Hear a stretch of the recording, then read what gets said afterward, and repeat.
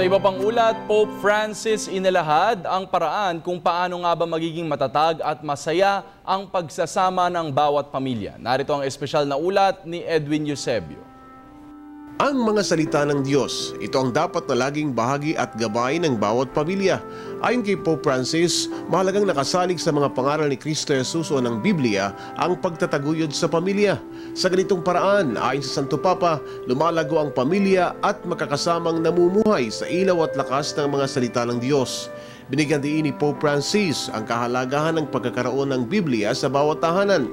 Inihayag ng Santo Papa ang mensahe sa kanyang pamumuno sa Angelus Address sa St. Peter's Square. Kasunod dito, napagkalooban ng tig-iisang Biblia ang mga nakadalo sa okasyon. Kaloob ang banal na aklat ng mga Pauline Brothers na nagdiwang ng kanilang sentenaryo sa pagkakatatag. Ang Biblia ay kay Pope Francis ay hindi lamang para sa mga tukador sa bahay. Sa halip, ito anya ay dapat dinadala saan man at basahin ng madalas araw-araw na magkakasama ang buong pamilya.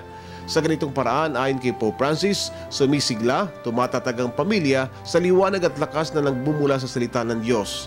Inihalimbawa niya ang parabola sa ubasan. Tulad anya ng mga ubas, ang tao ay kailangang alagaan na may pagmamahal at pagtitiyaga at katapatan. Tulad anya ng pangangalaga ng Diyos sa kanyang mga nilalang, ito ang tungkulin ng sinumang pari o pastor.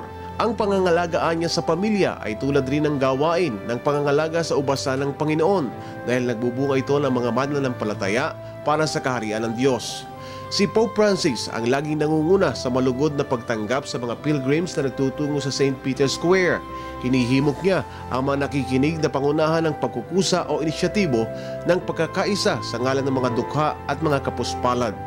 Panghuli, muling ipinaalala ni Pope Francis ang pananalangin at paghihinang tulong kay Maria na mamagitan sa pananalangin ng lahat sa dakilang may kapal.